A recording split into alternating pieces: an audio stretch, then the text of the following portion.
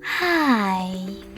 In front of me is Oppo A78 5G, and today I would like to show you how you can rename it.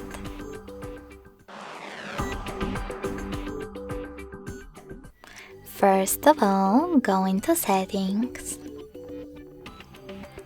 Now scroll all the way down and click on About Device.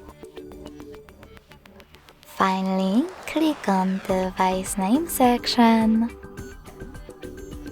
and type in wherever you wish to. When you're ready, click on Save next to Cancel.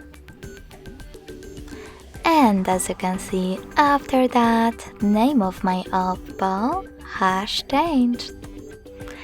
Thanks so much for watching. If you enjoyed this video, smash that like button, comment and subscribe. Bye!